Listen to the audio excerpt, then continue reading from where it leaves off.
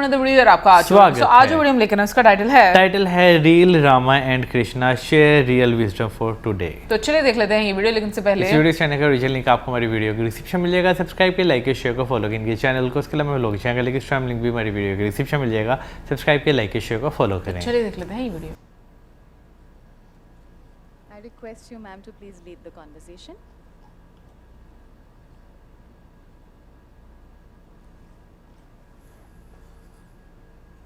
नमस्ते। जय सिया राम, जय श्री कृष्णा। मैं थोड़ी खड़ी होती हूँ क्योंकि आज का ये जो सेशन है ये बहुत ही महत्वपूर्ण है और मुझे बहुत नॉस्टैल्जिया में ले जा रहा है। आप सबको याद हो तो जब महाभारत शुरू होता था तो कैसे शुरू होता था? शंख से। वो तो उसका गाना था। उसके बाद क्या होता था? मैं समय हूँ और मैं आज आपको श्री राम और श्री कृष्ण से प्रत्यक्ष भेंट कराने वाली हूँ। समय ही हो सकता है जो दो युग पुरुषों को एक साथ ला सके 21st सेंचुरी में।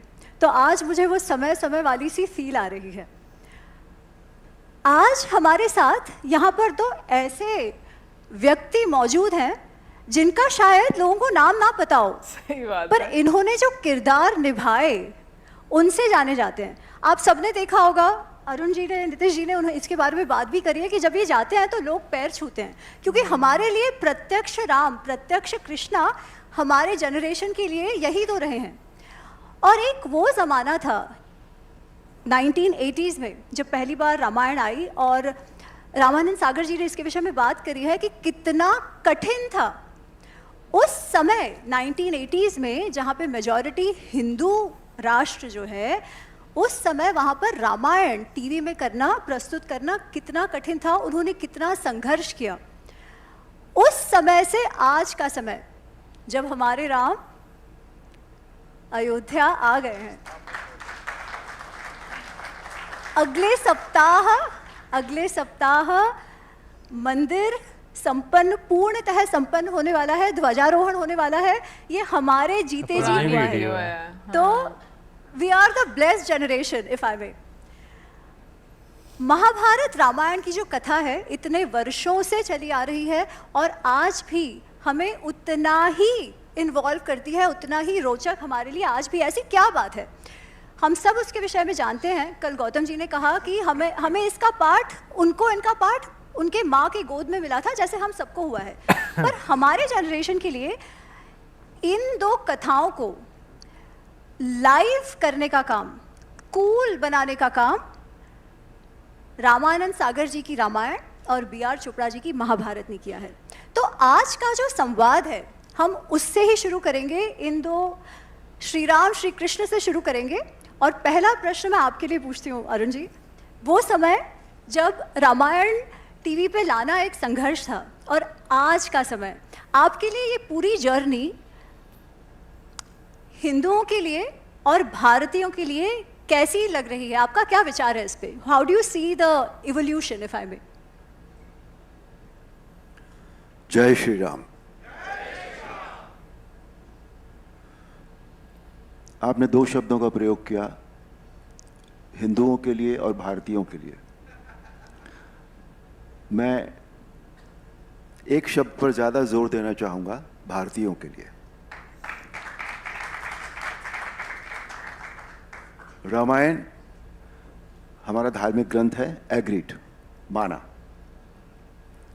लेकिन रामायण में ऐसा कुछ भी नहीं है कि जिसे हार्डकोर धर्म से जोड़ दिया जाए। रामायण में जो भी कुछ है वो पारिवारिक है और सामाजिक है। इसलिए इसकी जर्नी इतने साल पहले जब शुरू हुई थी, एज यू सेड इट, के उस वक्त रामायण लाना मुश्किल था। हाँ, क्योंकि उस वक्त विचारधारा, ऊपर बैठे वाले लोग जो जिन विचारधाराओं के थे उनमें वाकई मुश्किल था वो, लेकिन किसी ने शायद साहस कर लिया इस बात का। तो रामायण की जो जर्नी है वो धीरे धीरे सामाजिक और पारिवारिक, इन दो चीज़ों को लेकर बनती है बेसिकली। आज उसको हम ये कह सकते हैं कि उसको धर्म की तरफ ज़्यादा वो झुक गई है, या वो रास्ता धर्म की तरफ ज़्यादा जा रहा है। वो शायद इसलिए कि कहते हैं कि एक कोई नारा होता है या कोई उद्घोष होता है, उससे लोग सब जुड़ जाते हैं। वो शायद सिर्फ जोड़ने के लिए है। दूसरी बात, जो पारिवारिक और सामाजिक दृष्टि से अगर आज हम देखें, मैं मेरठ से मेंबर ऑफ पार्लियामेंट हूं और मुझे बाकी जगहों का नहीं पता, नेशनल लेवल के जो न्यूज़पेपर्स होते हैं उनमें तो ये सब नहीं होता, लेकिन मेरठ से जितने भी न्यूज़पेपर्स निकलते हैं, वो चाहे किसी भी बड़े से बड़े ग्रुप के हों, जागरण हो, भास्कर हो, अमर उजाला हो, हिंदुस्तान हो, कोई भी हो, उसमें अगर 10 पेज का न्यूज़पेपर होता है तो उसमें 8 पेजों पर क्राइम होता है, क्राइम की खबरें होती हैं। उस 8 पेजों पर भी जो क्राइम की खबरें होती हैं उसमें 4 पेज कम से कम पारिवारिक क्राइम्स होते हैं। तो रामायण की जो ये जर्नी है, ये जर्नी तो बनी है, लेकिन रामायण से हमने ये नहीं सीखा कभी भी कि परिवार कैसे बनता है, परिवार कैसे टिकता है, परिवार को कैसे निभाना चाहिए, रिश्ते कैसे होने चाहिए हमारे, वो नहीं हमने कभी भी सीखा। इसके लिए इसी जर्नी में अपने आप को पूरी तरह जोड़ने के लिए मैं जुड़ा तो हुई हूँ इस जर्नी में। मैं मतलब इतना ज़्यादा, आप सब जानते हैं, मैं इतना ज़्यादा जुड़ा हूँ कि मुझे जब मैं कहीं लोग मुझे देखते हैं तो ये नहीं कहते कि अरुण गोविल जा रहे हैं, हे श्री राम इज़ गोइंग, इतना ज़्यादा जुड़ा हूँ। लेकिन मैंने अपने आप को पूरी तरह से जोड़ने के लिए और अपनी कॉन्स्टिट्यूंसी के लिए, जब मैंने ये अखबार देखना शुरू किया था अपनी कॉन्स्टिट्यूंसी में जाकर, तो मुझे लगा कि नहीं, there is something wrong somewhere, we must do something about it, whatever, जो भी हम कर सकते हैं। और इसके लिए मैंने एक अभियान शुरू किया जिसका नाम मैंने रखा घर घर रामायण। ये अभियान, इस अभियान को लेकर मैं हमारे माननीय मोदी जी के पास गया। मैंने उनसे इजाज़त मांगी इस बात की कि मैं ये एक ऐसा अभियान शुरू करना चाहता हूं, तो मुझे इसके लिए आपका मार्गदर्शन चाहिए, आपका आशीर्वाद चाहिए। और मैंने ये भी कहा मुझे गवर्नमेंट से पैसे नहीं चाहिए इस अभियान के लिए, इसलिए नहीं आया हूं कि मुझे सरकार से पैसा चाहिए इसके लिए, नहीं। उन्होंने मुझे मार्गदर्शन दिया, आशीर्वाद दिया और ये भी कहा कि इस अभियान को रामलला की प्राण प्रतिष्ठा की जो वर्षगांठ है, यानी कि 22 जनवरी 2025, उस दिन से शुरू करो। मैंने वो शुरू किया और ये जो जर्नी जो है, उसी जर्नी में एक पड़ाव ये है कि मैं खुद लोगों को रामायण देता हूं और उनसे ये कहता हूं कि भाई तुम चाहे 1 पेज रोज का पढ़ना, चाहे 2 पेज रोज के पढ़ोगे, इसे पढ़ लेना। जब हम कोई चीज़ पढ़ते हैं, या ऑडियो विजुअल तो खैर बहुत स्ट्रांग मीडियम होता है, लेकिन जब हम कोई चीज़ पढ़ते भी हैं तो हमारे सबकॉन्शियस में उसका कुछ ना कुछ असर ज़रूर जाता है।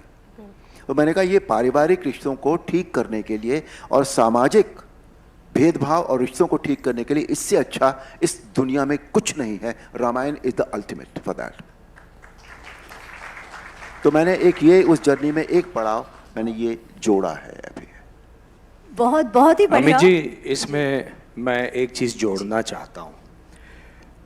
अरुण जी ने सही कहा कि रामायण पारिवारिक कथा है या पारिवारिक संबंधों की कथा है, लेकिन उसके साथ यदि आप प्रभु रामचंद्र जी का जीवन देखेंगे, उनके एक्शंस देखेंगे, तो शिक्षावल्ली के कुछ सूत्र मुझे उसमें दिखाई देते हैं उनके जीवन में, जो एक राजधर्म भी प्रभु रामचंद्र ने किस प्रकार से निभाया ये दिखाते हैं।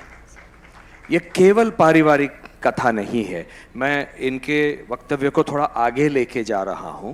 देखिए, एक सूत्र है सत्यम वद। उन्होंने सत्य कहा, जो आपने वचन दिया, मैंने एक पुत्र धर्म निभाते हुए वो मैं करूंगा जो आपने वचन दिया। धर्मंचर, धर्म का आचरण करूंगा। तो एक युवराज होने के नाते इनका प्रभु रामचंद्र जी का धर्म क्या था कि जो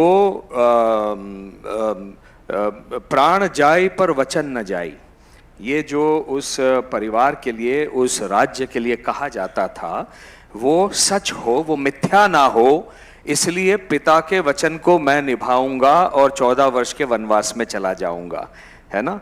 तो ये धर्मंचर, स्वाध्यायान मा प्रमदः, ये सारे शिक्षावल्ली के सूत्र हैं। तो ये स्वाध्याय निरंतर करते रहना चाहिए। इसलिए कई सारे वनवास में जो प्रसंग आते हैं राम सीता और राम लक्ष्मण के बीच में, उसमें बार बार हम कहाँ से निकले थे, हमको क्या करना था, उसका स्वाध्याय बारंबार होता है। और प्रजातंतुम मां व्यवच्छेदसी ही, ये प्रजातंतु मतलब प्रजा के लिए मैं एक ऐसा आदर्श उदाहरण बन जाऊंगा जिसका आचरण प्रजा कर सके। और यही बाद में कृष्ण ने भगवत गीता में कहा, यत यत आचरति श्रेष्ठः तत्त देवेतरो जना सयत प्रमाणम कुरुते लोकस्तद अनुवर्तते। तो ये विष्णु पुराण में विष्णु भगवान के ये सारे जो अवतार हैं, ये इसमें एक कंटिन्यूटी भी है। और व्यक्ति विशेष के रूप में प्रभु रामचंद्र, पुत्र और युवराज के रूप में प्रभु रामचंद्र, पति के रूप में प्रभु रामचंद्र और राजा के रूप में प्रभु रामचंद्र, ये सारी कल्पना इस कथा में इनकी है। इसीलिए मैंने इसे पारिवारिक नाम दिया था। हमारे पास दो तरीके होते हैं, किसी को समझाने के या किसी को कुछ बताने के या किसी को कुछ इंस्पायर करने के।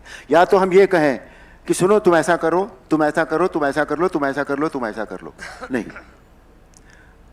श्री राम ने कहीं भी ये नहीं कहा, किसी से भी नहीं कहा कि तुम ऐसा करो। उन्होंने जो किया वो था इंस्पिरेशन कि देखो ये ऐसा होना चाहिए। ये भी नहीं कहा, सिर्फ करते हुए चले गए और बाकी लोग उससे इंस्पायर होते चले गए। So this is one way of doing things कि एक परिवार में पिता का वचन निभाने के लिए उन्होंने सब कुछ छोड़ दिया। पत्नी ने क्या किया, भाई ने क्या किया। इसीलिए मैंने इसको कहा कि ये पारिवारिक और सामाजिक रिश्तों के लिए, सामाजिक रिश्तों से ताल्लुक हो गया कि जो एक राजा के रूप में, एक युवराज के रूप में श्री राम ने किया। तो इसलिए इससे बढ़िया, इससे अच्छा कुछ भी हमारे जीवन को ठीक करने के लिए रामायण से अच्छा और कुछ नहीं है। आप दोनों ने ही बहुत अच्छी बात कही। और श्री राम के लिए कहा जाता है, और मैं आप ये ऑडियंस से पूछने वाली हूँ, एक लाइन श्री राम के लिए कही जाती है। श्री राम को कहा जाता है रामो विग्रहवान धर्मः साधु सत्य पराक्रम। ये जो लाइन है वो आती है वाल्मीकि रामायण में। आपको पता है ये लाइन किसने कही है श्री राम के लिए? किसी को भी पता है किसने कही है श्री राम के लिए? मारीच। मारीच कौन है? मारीच राक्षस है। मारीच वो है जो विश्वामित्र जो यज्ञ कर रहे थे उसका विघ्न करने का प्रयत्न कर रहा था। तब श्री राम ने उसे जीवित छोड़ दिया था, बट हरा दिया था। सुबाहु उसका जो भाई था उसे मार दिया था।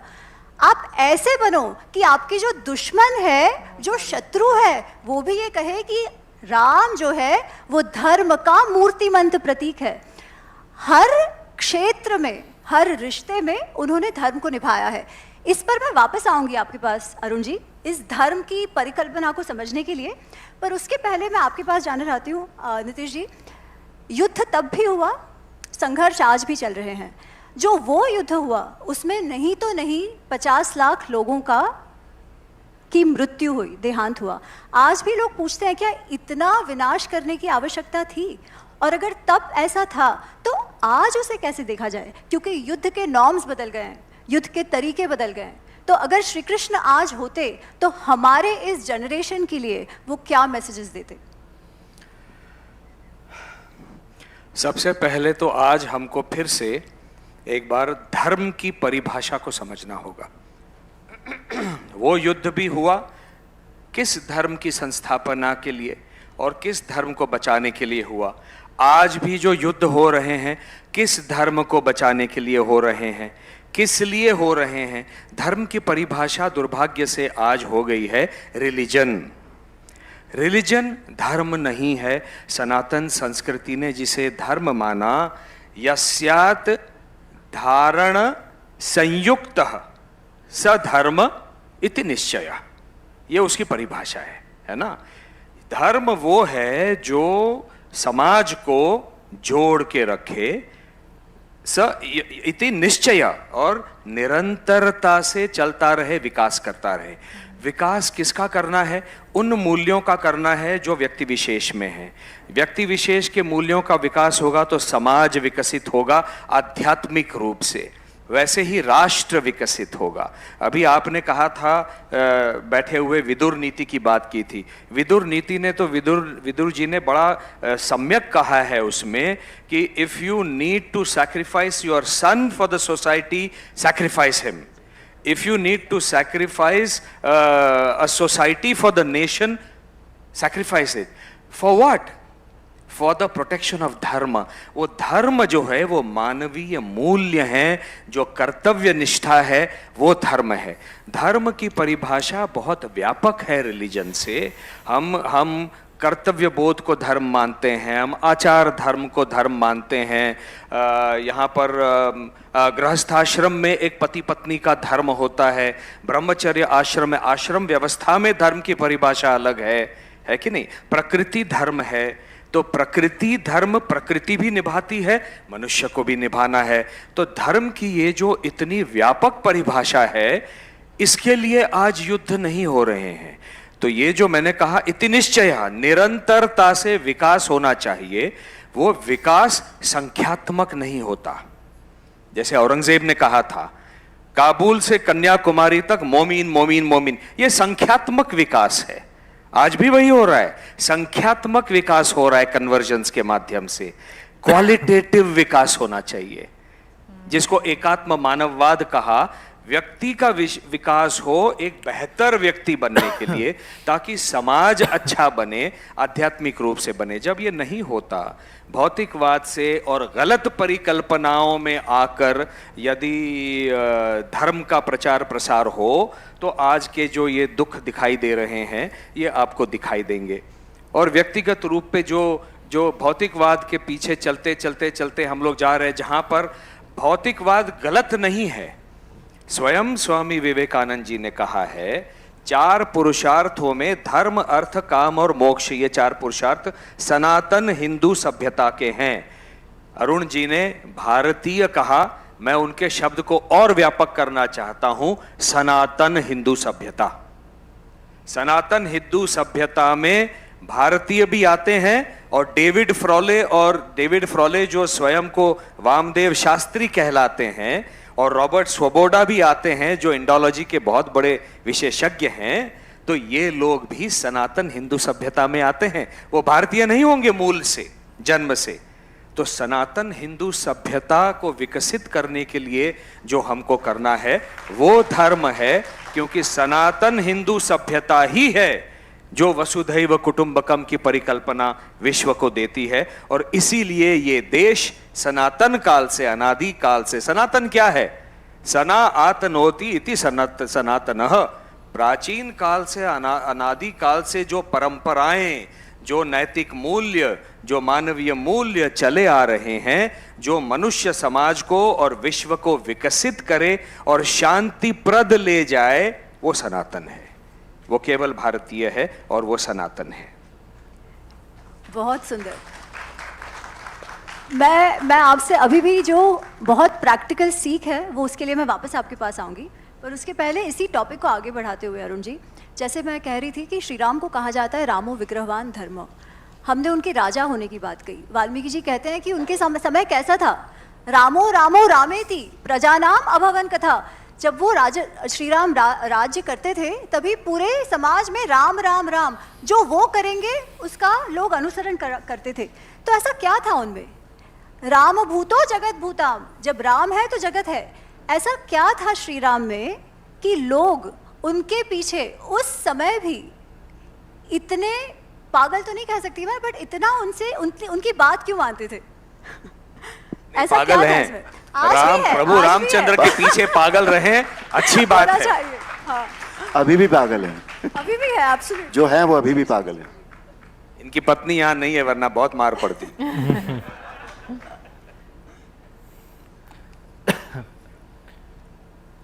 राम जी के बारे में जो 2 शब्द हैं, नैतिक मूल्य और मानवीय मूल्य, उनके पूरे चरित्र में वही 2 बातें जो है सबसे ज्यादा मुखर होकर आती हैं।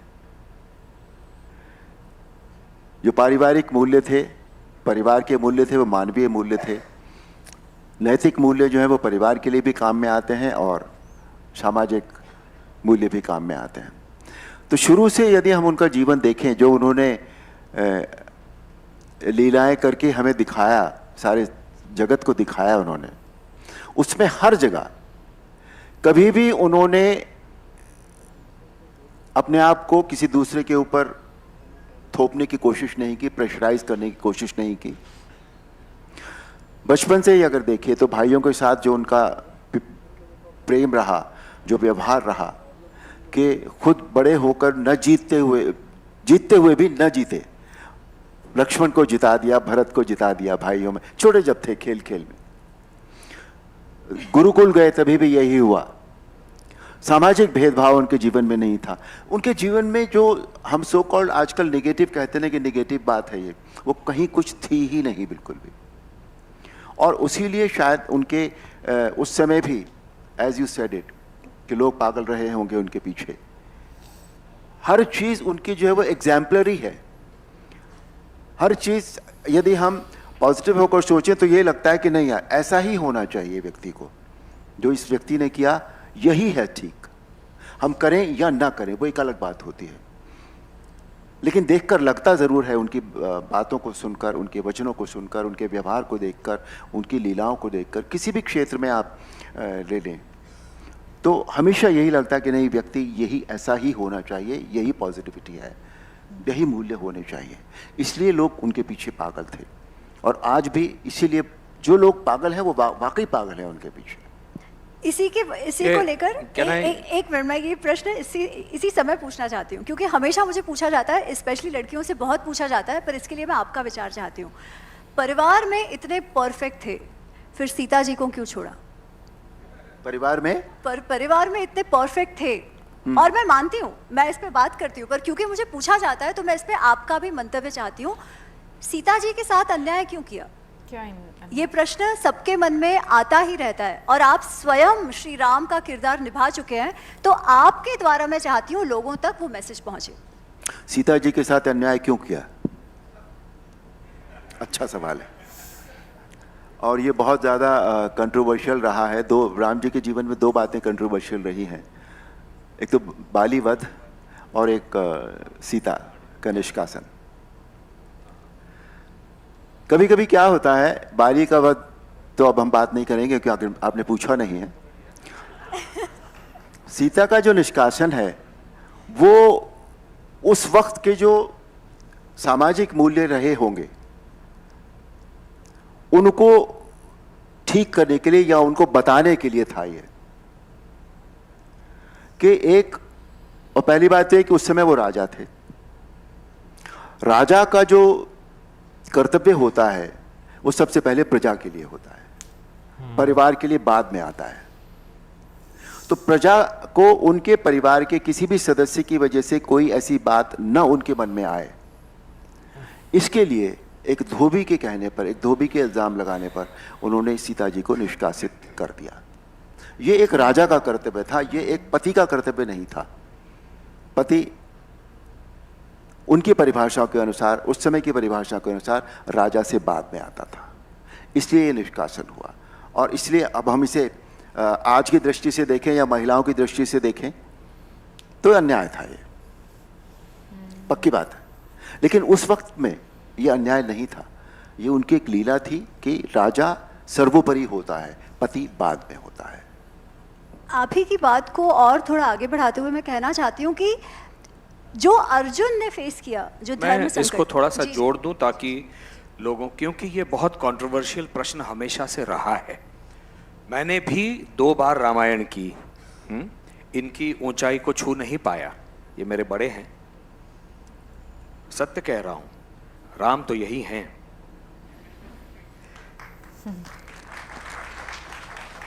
लेकिन उसके लिए अभ्यास बहुत किया, और जो मैंने जाना, इन्होंने एक बात बहुत अच्छी कही कि राजा का कर्तव्य, देखिए हम में से प्रत्येक व्यक्ति पिता भी होता है, पति भी होता है, और ऑफिस में कुछ कर रहा होता है ना। तो राम भी, प्रभु रामचंद्र भी पिता भी थे, तब तो पिता नहीं थे, पति भी थे और राजा भी थे। पति ने अपनी पत्नी का त्याग नहीं किया, राजा ने रानी का त्याग किया। यह सही कहा इन्होंने। तब के ये सामाजिक मूल्य नहीं थे, ये राजधर्म था। प्रजातंतुम मां व्यवच्छेदसी ही, ये जो सूत्र मैंने पहले ही बताया शिक्षावल्ली का, वो यही कहता है। प्रजातंतुम मां व्यवच्छेदसी, मैं प्रजा के लिए आदर्श उदाहरण बन के दिखाऊंगा, ये उन्होंने अपने गुरु वाल्मीकि जी से कहा था। क्योंकि जब वो आए थे वापस तो उद्विग्न से बैठे हुए थे। देखिए इतना सारा ज्ञान लेके आए गुरुकुल से, समझ में नहीं आया। तो विश्वामित्र गए वहां पर और उन्होंने देखा कि प्रभु रामचंद्र जो हैं, रामचंद्र उद्विग्न बैठे हुए। उन्होंने वाल्मीकि जी से, वशिष्ठ जी से कहा कि आपका शिष्य जो है वो उद्विग्न बैठा है, उसको दोबारा एक बार सारा क्रैश कोर्स कराइए सब चीज का। तो वो जो क्रैश कोर्स है उसका नाम है योग वशिष्ठ। योग वशिष्ठ वो शास्त्र है जो गीता का प्रिकर्सर है। और इसीलिए प्रभु रामचंद्र के बाद जो कृष्ण आते हैं वो अलग ढंग से यही सारी लीलाएं करते हैं। और इसीलिए राजा राम ने रानी सीता का त्याग किया, लेकिन एक व्यक्ति विशेष के रूप में प्रभु रामचंद्र जो अपनी पत्नी से निस्सीम प्रेम करते थे, उन्होंने जाकर सरयू नदी के तट पर कुटिया बनाई और ये कहा कि मेरी पत्नी वहां पर अगर शरशैया पर सो रही है तो मैं राज प्रासाद में नहीं सोऊंगा, मैं कुटिया में तृण की शैया पर सोऊंगा और दरबार में जाकर अपना राजपाट का काम करूंगा। यह लव स्टोरी है, रामायण लव स्टोरी है जो कोई नहीं देख रहा है। और हम में से प्रत्येक व्यक्ति अलग अलग धर्म निभा रहा होता है। राजा राम ने राज धर्म निभाया और पति राम ने पति धर्म निभाया। और ऐसा ही होता है, आज भी होता है। और जो इसके पहले आपने पूछा था कि क्यों पागल है राम के पीछे, जो समाज के जितने अलग अलग घटक हैं, मैं फिर से धर्म की परिभाषा पर आता हूं, है ना। संयुक्त करना है, जोड़ना है, समाज को जोड़ने का काम धर्म करता है, जो राजा राम ने किया, राजकुमार युवराज राम ने किया। केवट से लेकर धोबी तक, उसके बीच में अहिल्या भी आई, उनका भी उद्धार किया। तो महिलाएं उनकी श्रद्धा भाव से भक्ति करती हैं। शबरी जो कि वनवासी थी, उसके जूठे बेर खाए। पता है ये वनवासिनी है, जूठे बेर खाने की कोई आवश्यकता नहीं थी। इस प्रकार से उन्होंने अपने कर्मों के माध्यम से जिस प्रकार से समाज में एक संदेश दिया, वो संदेश आज भी चिरंतन है। और इसीलिए प्रभु रामचंद्र की पूजा होती है और सारा समाज उनके पीछे, जो आप कह रही हैं पागल हैं, वो इसीलिए पागल है।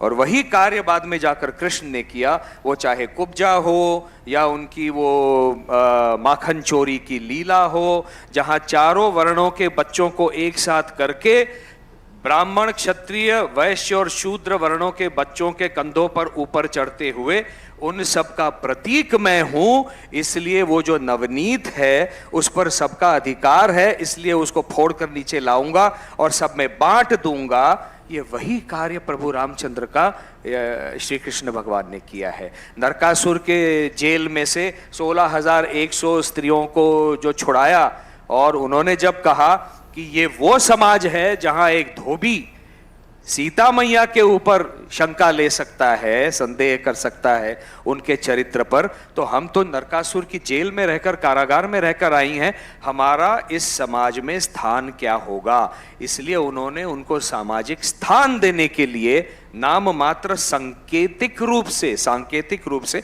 विवाह किया। ये आप मेरी पत्नियां कहलाओगी, लेकिन आपको पूर्ण छूट है, आपको जो जीवन जीना है आप जिए, है ना। इसलिए स्त्रियां जो हैं वो आज उनकी पूजा करती हैं। हर बड़ा व्यक्ति, अब आपने ये जो सीता की बात कही है, गांधी जी को देख लीजिए, क्या गांधी जी का परिवार सफर नहीं हुआ?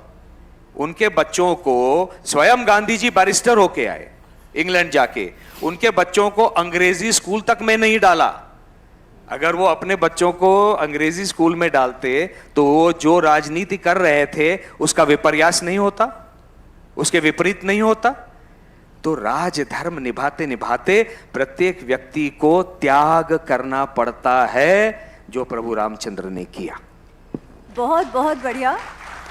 मेरा ये प्रश्न पूछने का मेरा उद्देश्य ही यही था कि हम धर्म संकट को समझे। एक अगर मुझे कारण बताना हो कि क्यों आज भी दोनों महाभारत और रामायण इतने प्रासंगिक है, तो ये कारण से है कि धर्म संकट, डिसीजन मेकिंग हम सबके जीवन में आता है, पर उस डिसीजन मेकिंग में कई बार ट्रेड ऑफ्स भी करने पड़ते हैं, अपने अपनों को भी छोड़ना पड़ता है अगर आपको एक आदर्श स्थापित करना हो तो, जो दोनों श्री राम और श्री कृष्ण ने अपने अपने तरीकों से किया।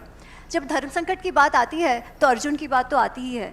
एक प्रश्न जो हमेशा पूछा जाता है वो ये है कि इतने सारे लोग थे, इतने विद्वान लोग थे, गीता का माध्यम केवल अर्जुन क्यों बने? एक तो बात ऑफकोर्स है कि वो स्वयं आए थे आपके पास कि मुझे आप मेरे सारथी बनो, पूरी सेना को छोड़कर, पर फिर भी ऐसा क्या था अर्जुन और कृष्णा के मैत्री में, संबंध में, कि अर्जुन माध्यम बने हम सब तक गीता पहुंचाने का?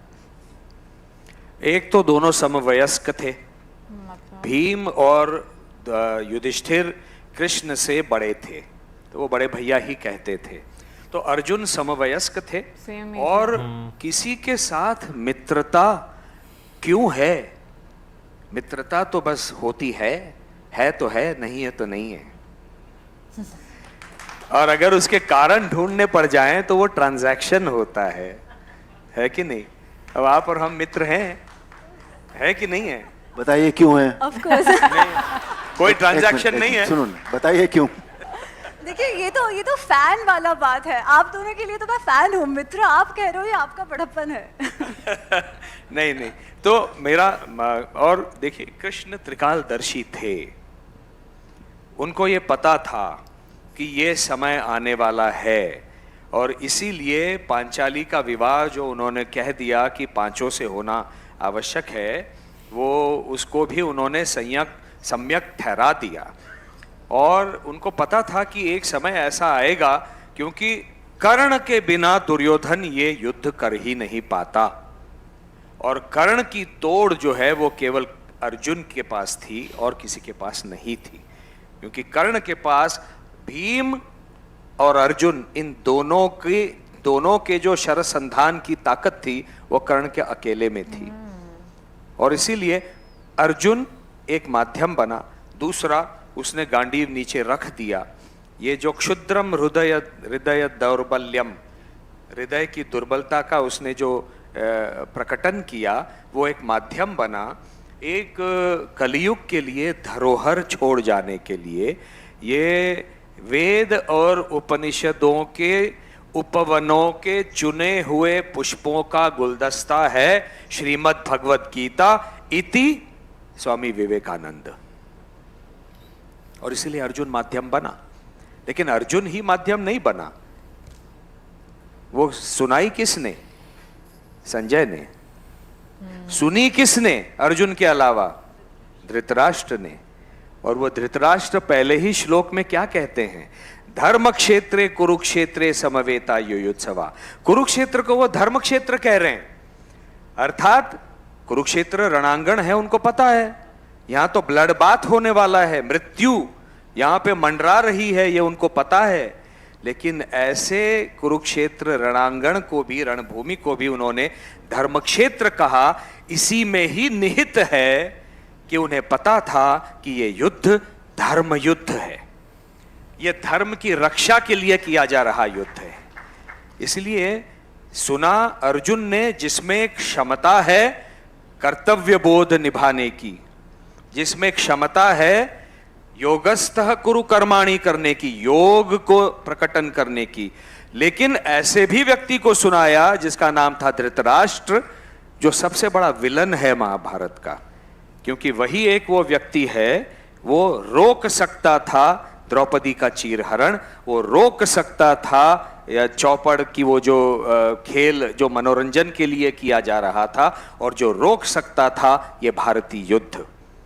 क्योंकि व्यक्तिगत उसकी जो मंशा थी कि मैं बस ये मुकुट मेरे सर पर रहे और मैं यहां बैठा रहूं। अब देखिए विदुर और धृतराष्ट्र में अंतर है। उस हमको हमेशा हर चीज को, ये मैं आज के सारे लोगों से कहना चाहूंगा, आज अगर कोई समाज में गलत चीज हो रही है तो उसका मापदंड क्या होता है आपके लिए? आईपीसी, इंडियन पिनल कोड या भारतीय न्याय संहिता, ये होता है ना, वो आज का लॉ है ना। तो तत्कालीन लॉ क्या था ये देखना पड़ेगा। तत्कालीन जो नियम थे राजधर्म के, राजगद्दी पर कौन विराजमान होगा, एक अंध व्यक्ति राजगद्दी पर विराजमान नहीं हो सकता, ये उसमें लिखा हुआ था। और इसीलिए धृतराष्ट्र को वहां नहीं बिठाया, है ना, और पांडु को बिठाया। तो लेकिन मेरे मन में इच्छा है, वो गलत इच्छा भले ही हो, मैं उसको गलत नहीं मानता, और वही उसका बेटा जो दुर्योधन है, उस गलत इच्छा के कारण उसको अपना एक एंटाइटलमेंट लगा कि मैं युवराज बन सकता हूं, मैं राजा बन सकता हूं, मेरा अधिकार है। और इसीलिए हमेशा अध्यात्म जो नहीं समझ रहे हैं उनको भी समझाना पड़ता है। जीवन में डूज एंड डोंट्स होते हैं। मैं हमेशा से कहता हूं लोगों को, डोंट्स भी सीख लीजिए। डूज तो सारे सिखाते हैं, सक्सेसफुल लोगों के आत्मचरित्र पढ़ने के लिए सारे बोलते हैं, फेलियर्स के पढ़िए, धृतराष्ट्र को पढ़िए, तो पता चलेगा कि क्या उसने किया होता तो ये नरसंहार नहीं होता, है ना। निगेटिव्स को पहचानना शुरू कर दीजिए, आप अपने आप जो बचेगा वो पॉजिटिव ही होगा और कुछ नहीं होगा उसके सिवाय।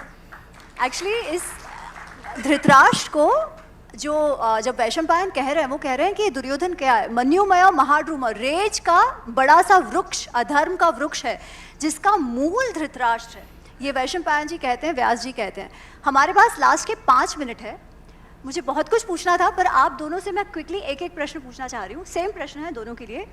अगर श्री राम कृष्ण से मिलते या आज मिल रहे हैं, तो श्री कृष्ण को क्या कहते हैं, और श्री कृष्ण और उनको कहने के माध्यम से हम सब से क्या कहते हैं, और यही बात कृष्ण राम से क्या कहते और उसके माध्यम से हम सब से क्या कहते, ये हमारा आखिर का प्रश्न है।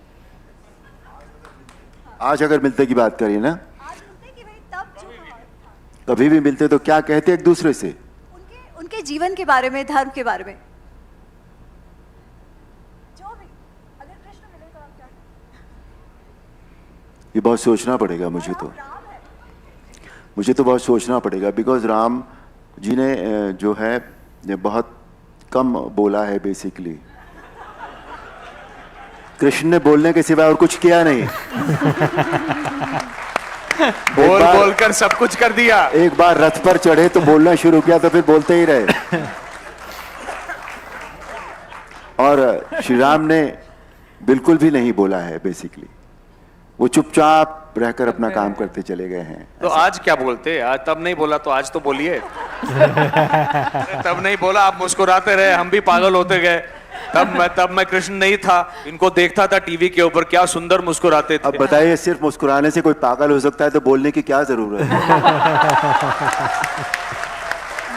अब ये पूरी तरह से राजनेता हो गए हैं। बोलते तो क्या होता फिर? ये पूरी तरह से राजनेता हो गए हैं, उत्तर नहीं देना चाहते। अब तुमने जहां छोड़ा था वहां से किसी को तो पकड़ना था। यही तो बोलना था। मैं इसी उत्तर की प्रतीक्षा कर रहा था दाऊ, कि जहां मैंने छोड़ा है कृष्ण, वहां कंटिन्यू करो। यही तो राम बोलते। श्री राम ने छोड़ा कुछ भी नहीं था। जो करने के लिए उनका अवतार हुआ था वो पूरा करके गए थे। बिल्कुल उन्होंने छोड़ा कुछ नहीं है। दोनों के जीवन में जो भी उन्होंने जिस तरह से किया है, बहुत भिन्नताएं हैं दोनों में। दोनों के अप्रोच करना एक ही होता है कि जब जब धर्म की हानि होती है या मूल्यों की हानि होती है, तब तब प्रभु का अवतार होता है। हर प्रभु एक ही तरह से करेंगे तो अलग अलग उनको नाम भी नहीं दे सकते हम। इसलिए श्री राम ने अपने तरीके से किया और श्री कृष्ण ने उसको अपने तरीके से किया। श्री राम ने ये नहीं कहा कि ये करना है, वो करते चले गए कि देखो तुम इसे देख लो, ये ऐसे होगा, ये बस मन ही मन में। और कृष्ण ने ये कहा कि नहीं देखो इसको ऐसे करना है, ये करोगे तो ये होगा, ये करोगे तो ये होगा, और ये नहीं करोगे तो ये होगा। तो दोनों की अप्रोच बिल्कुल अलग है। करना वही होता है प्रभु को जो श्री राम ने भी किया और श्री कृष्ण ने भी किया। It's as simple as that. मैं कालखंड को, काल को एक सूत्र में देखता हूं। त्रेता युग को अलग, कलयुग, द्वापर को अलग, कलयुग को अलग, ऐसे नहीं देखता हूं। जिस प्रकार से कलयुग की छायाएं द्वापर में दिखाई दे रही थी, वैसे ही द्वापर की छायाएं, मतलब जैसे चीरहरण हुआ, वो त्रेता में भी दिखाई दे रही थी। कभी ऐसा नहीं होता कि एकदम से एक काल युग खत्म हो गया तो उसका सब कुछ खत्म हो गया। आर्किटेक्चर में देख लीजिए, मौर्यन आर्किटेक्चर जो है उसका इन्फ्लुएंस जो है वो आने वाले और 200-300 वर्षों तक था। तो कोई भी कालखंड खत्म हो गया, ओवरनाइट चेंज नहीं होता। तो जो चीरहरण आपने द्वापर में देखा, वही रूमा को जबरदस्ती जो रख लिया था बाली ने, और तब क्या करना आवश्यक था? राम के तरीके से नहीं जाना था, कृष्ण के तरीके से जाना था, इसलिए बाली का वैसे वध किया। इसलिए थोड़े थोड़े कृष्ण तो राम में भी थे। बाली का वध होना इसलिए जरूरी था कि श्री कृष्ण ने सुग्रीव से ये कह दिया था, जब मित्रता की थी श्री राम ने सुग्रीव से ये कह दिया था कि मैं तुम्हारा मित्र हूं, और एक मित्र का कर्तव्य होता है कि वो दूसरे मित्र के दुख जो भी उसके हैं उन सबको दूर करे। और सुग्रीव का ये बहुत बड़ा दुख था रूमा का, इसलिए, और उसका जो हल था वो केवल वही था कि बाली का वध किया जाए। इसलिए श्री राम को वो वध करना पड़ा। किया उन्होंने कृष्ण के तरीके से। हाँ जी, वही तो मैं कह रहा हूं। साम दाम दंड भेद, ये राम की प्रक्रिया नहीं है, ये कृष्ण की प्रक्रिया है। समय आप देख रहे हो, ये संवाद एटर्नल क्यों है, ये चलता रहेगा, आगे भी चलता रहेगा। जैसे वाल्मीकि जी ने कहा था, यावत् स्थास्यति गिरयः सरिताश्च धरणी तले, तावत् रामायण कथा तावत् महाभारत कथा लोकेषु प्रचरिष्यति। ये एटर्नल डायलॉग चलता ही रहेगा।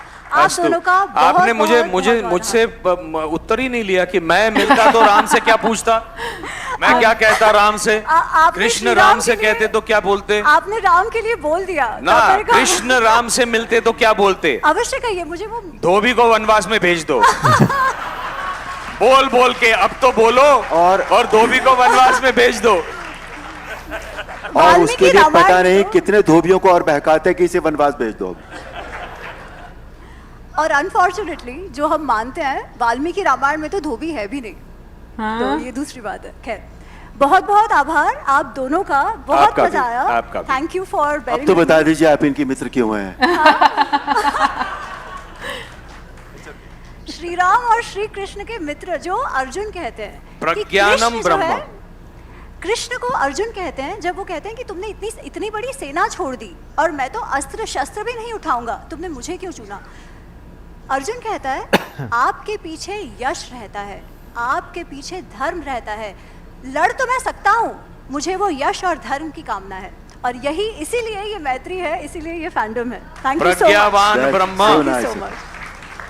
वेदों के महावाक्यों में एक जो है ना, प्रज्ञा ही ब्रह्म है। ये विदुषी हैं, इनकी जो प्रज्ञा है उसके कारण हम भी कुछ सीखते हैं, हम लालायित रहते हैं इनसे सीखने के लिए, इसलिए ये प्रज्ञा की मित्रता है। There you are. There you are. Thank you so much. आप सभी का बहुत बहुत आभार। जय श्री राम, जय श्री कृष्ण। जय श्री कृष्ण। Thank you. मुझे वहां से हाथ दिखा। वैसे बहुत ही मज़े की गुफ्तगू थी, मुझे तो बहुत अच्छा लगा क्योंकि हम लोगों ने महाभारत भी देखी हुई है और अब हम रामायण देख रहे हैं, तो हमें तो दोनों ही बहुत पसंद है। अगर मैं अरुण जी की बात करूं, अनडाउटेडली उनकी स्माइल इतनी खूबसूरत है रामायण में कि वाकई में उनको कुछ और कहने की ज़रूरत ही नहीं है। अच्छा, मैं तो भाई दोनों की जो है बात करूँगा कि मुझे दोनों जो है ना अपने अपने जो उनके रोल्स थे उसमें बहुत पसंद आए। ख़ासतौर पर मुझे जो है ना, अभी भी अगर मैं बात करूँ ना, मुझे कृष्ण जी का रोल जो है वो बहुत अच्छा जो है वो लगता है। पता नहीं क्यों उनका, हाँ ये आप देखते हैं कि जो रामायण हम देखते हैं उसमें राम जी जो है वो बहुत कम बोलते हैं, बहुत कम बात करते हैं, लेकिन ऑन दी जैसे कृष्ण जी जो है वो बहुत ज़्यादा जो है आपको बोलते हुए जो है वो नज़र आते हैं। लेकिन मुझे जो है ना ज़्यादा एफिलिएशन जो है ना महाभारत के साथ जो है वो ज़्यादा जो है क्योंकि रामायण अभी जस्ट हमने स्टार्ट की है। हाँ। बिल्कुल, ये भी हकीकत है, हमने वो जस्ट स्टार्ट किया है। लेकिन महाभारत में शायद इस वजह से जो है वो आपको दुनिया जहाँ के कैरेक्टर्स, हर चीज़, बहुत सारी चीज़ों की जो है वो समझ लगती है। हाँ, तो उस आज वजह के से भी टाइम जो के लिहाज से। तो उस वजह से भी जो है ना एक काफ़ी ज़्यादा आप जो है ना उससे कनेक्टेड जो है वो फील करते हैं। रामायण भी नो डाउट आप जो है ऐसे लोग जो होते हैं आज के टाइम में अच्छे, तो आपको जो है ना वो चीज़ रामायण को देखकर फील आती है। नहीं, रामायण हमें ये भी सिखाती है कि अच्छे इंसान बनो। मतलब ऑनेस्टली मुझे लगता है कि जिस तरह से अरुण सर ने बोला ना कि जो आपके रोल्स हैं, ठीक है ना, पारिवारिक रोल्स हैं, हाँ। अगर हम मतलब उसको वो बताती है कि आपने किस तरीके से जीवन जीना। और मुझे ये लगता है कि देखो नींव जो है ना वो घर से ही शुरू होती है। अगर हमारे घर परिवार में वो सारी चीज़ें हों जो कि हम लोग रामायण से सीख लेते हैं तो सोसाइटी खुद ब खुद अच्छी बन जाएगी। बिल्कुल। तो मुझे लगता है कि रामायण का जो काल था और जो महाभारत का काल था, दोनों में ऑब्वियसली अप्रोच बहुत डिफरेंट थी, लोगों की अप्रोच बहुत डिफरेंट थी, और जिसकी कारण जो है वो मतलब मैं कहूँगी कि जो राम जी हैं या कृष्ण जी हैं उनका अपना एक तरीका था लोगों को समझाने का और बताने का। अच्छा, जो सीता जी के बीच में बात हुई, जहाँ तक मैं समझ पाई हूँ कि जब वो लंका के बाद आई थी ना, मतलब जब उनका अपहरण हुआ था और उसके बाद जब उनको वापस लेकर आए थे, तो जहाँ तक मैंने सुना है कि लोगों ने शायद डिमांड की थी कि अग्नि परीक्षा की। हाँ, तो शायद ये उससे रिलेटेड कोई बात है। बाकी मुझे पूरा तो पता नहीं है, वो कमेंट सेक्शन में आप ज़रूर बताइएगा कि जो इसमें डिस्कशन हुई थी वो ज़रूर बताइएगा। मिलेंगे नेक्स्ट वीडियो में। सब्सक्राइब करना टिल देन। बाय।